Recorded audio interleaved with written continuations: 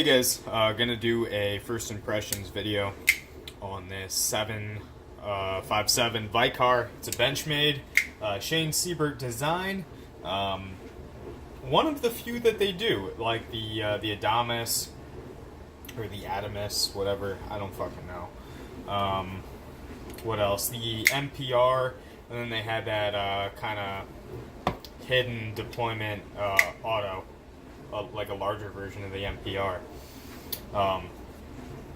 Yeah, so I traded for this. I actually traded my ZT-0560 CBCF for it, just because that knife, it's good. It's just, I wasn't going to use it. This is actually a better cutter than that knife, even though it has some pretty insane stock thickness. You can see it's a little bit thinner than the SOCOM. Let's see, up against the military. Yeah, it's a little bit bigger or thicker than the military, and then up against this is a Strider SNG Fatty, and the Strider is actually a little bit thicker. But a couple things I've noticed about this that I really like, and I was talking to somebody the other day, actually I was talking cars with him, and I think BMW's motto is luxury is, what is it? It might not even be BMW, but it's introducing things to the customer that they didn't know that they liked or wanted. And this knife has two major things that aren't, it's not a huge deal, but also I really, really like it. So the first one is the liner lock. I love the way they did this. I think it's perfect. So there's a couple ways to do liner locks. Of course, there's not really such a thing as a right or wrong way. Unless you just fuck up the lock and you make it useless. So you can see with the military, there's quite a bit of material removed from the show scale, and that makes it very easy to access. Microtech, same sort of deal. The liner is actually proud, so it sticks out a little bit from the scales, and I don't know if you can see that there, but yeah, you can see the jimping, so that's why it's also pretty easy to access, and you don't really encounter any issues. Now, this one, I have to say, is probably my favorite, in terms of just, it's very elegant. It kind of reminds me of like the Benchmade Anthem, how they did the crown spine. It's just like a classy little touch that they didn't have to do, but they did anyway. And that's just, they removed material from both of these liners. Just makes it real easy to get your thumb in there and disengage the lock. I know it's a super small thing, and like honestly, normally I wouldn't even give a fuck, but it's just something I noticed as soon as I took it out of the box, and I really grew to like it. Another thing that I've not seen on another knife, and I've had plenty of knives, guys, is this, how many sides are on this? It's got to be like an octagon or a hexagon for the stop pin. I believe it's adjustable, so you turn it and that affects the amount of space between, obviously, the blade and the, well, not the amount of space between the blade and the lock, but it either lengthens or shortens the stop pin. So I'm 90% sure that this can be adjusted. So if you like earlier lockup, obviously you would want it closer.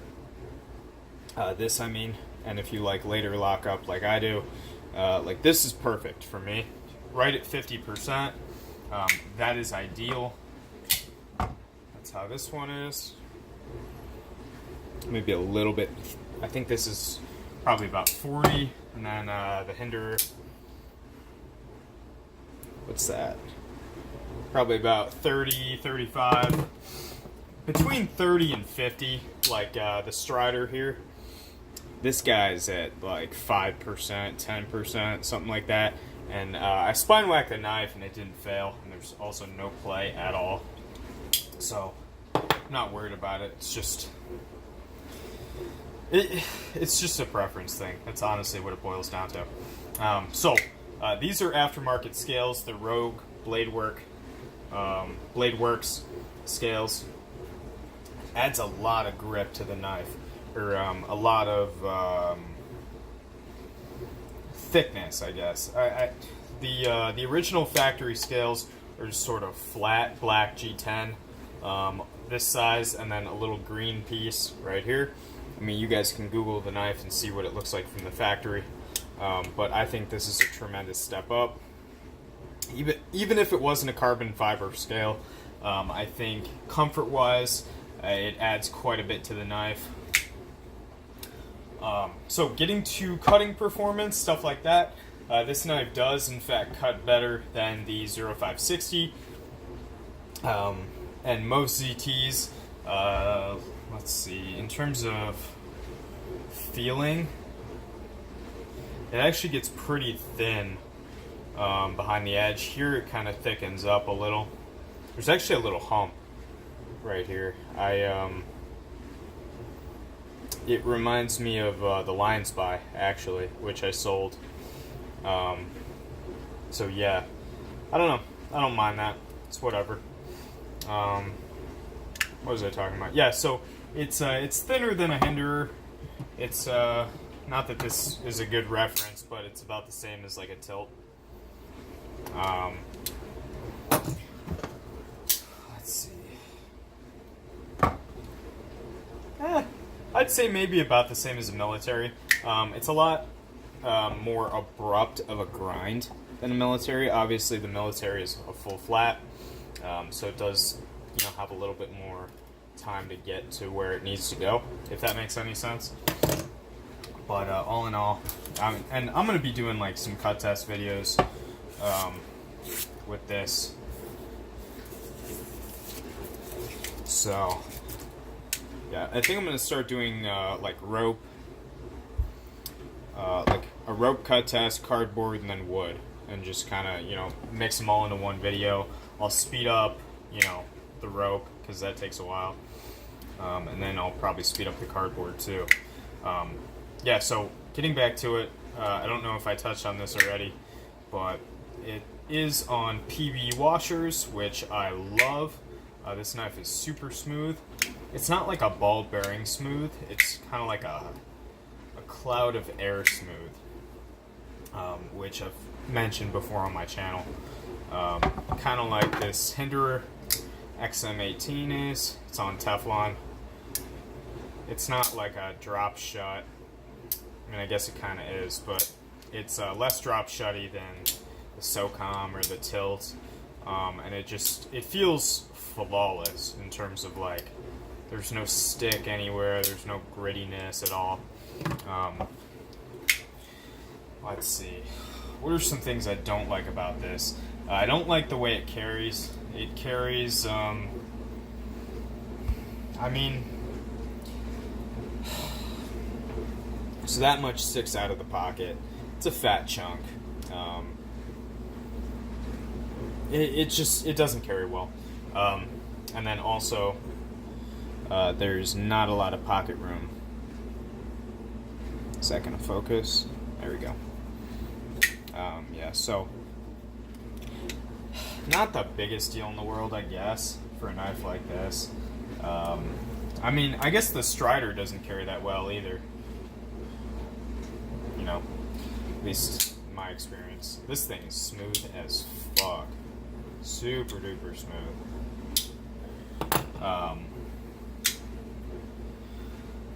It is S30V. I think they may have been made in D2 for a little bit. One thing I didn't expect to really like or even notice is this fuller or blood groove. I actually do like it quite a bit. I think it adds to the looks of the knife. Let's see, pretty robust tip. It's actually one of the more robust tips that I have. So if you look at like the hinderer and SOCOM, and then this is, yeah, fairly robust, but you can see this guy's pretty good. So I'm assuming you could do quite a bit of prying with this. I probably won't, just because I have the hinderer and the strider, and I know that their warranty can take care of anything that happens to the knife. With this, just because it is discontinued, I'm not so sure. Let's see, what else? Thumb studs are amazing. I fucking love these things. They're so easy to get to. They're placed really well. It's not a super quick knife. Like a lot of knives are, you know, real snappy. They do all that. Like this knife has recoil. That's Kenny's Ultramar. But this knife is real slow, real easy going. One thing I did notice, and I kind of like this, is that this jimping is kind of set behind the scale. Not behind, but like, it's not super aggressive like this hinderer is. Jimping here has never done anything for me that's positive, at least. I just feel like it kind of irritates, especially on a frame lock like this when it gets real thin. I feel like it just kind of irritates my hand. But with this, you know, it's kind of set in there, at least with these scales. The back spacer, honestly, I don't get why it's even textured. It makes no sense to me. And then this jimping, very, very subtle. Just kind of adds a little bit of texture. Nothing that'll take your thumb off or anything like that. What else? Let's see. I wonder if there's any lock slip. Nope.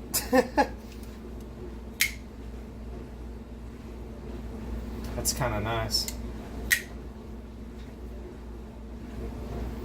No play. Which there shouldn't be for force going this way. Yeah, very interesting blade shape too. It's kind of a clip point Tonto. Nothing I'm really too familiar with. You don't see it that often on knives, but I think it's cool as fuck. So that's pretty much gonna wrap up my first impressions on this knife. It was kind of a longer first impressions video, but this is, you know, one of the few knives where, at least recently, I've actually been impressed by it. Not to say I haven't been impressed by the hinderer, or the strider, the hinderer, all that shit. It's just from a knife that I feel like knives that I don't see very often impress me, and I think they're cool just because I don't, you know, you don't scroll down Instagram and see them 1,000 times a day. Nothing like that. But yeah, I can't wait to start carrying this guy. S30V from Benchmade has never really bothered me at all. S30V from anyone I've always been content with. It's S35 that kind of fucks me up. But I'm going to be doing a test on this S35 coming up here soon. Is there anything else? Thick titanium liners. The pocket clip is bronzed, and the liners are as well, which I think was done at the factory. Pivot is hidden. It's kind of a pain in the ass. All the hardware's hidden. These are pretty small screws, pretty visually non-intrusive, but I don't really know if they'll strip out. I guess we'll find out when I do a disassembly on this. But yeah, that's pretty much my first impressions. Overall, I'm pleasantly surprised by this knife. It's very large. I mean, even compared to a military, it's a very impressive knife. Has very, very stunning lines. I think it's one of the better knives, better looking knives that I've seen, at least. Yeah, so that's pretty much it. That's all I got. I think I've talked for a little bit too long, but I will see you guys in the next video. Thank you all so much for watching.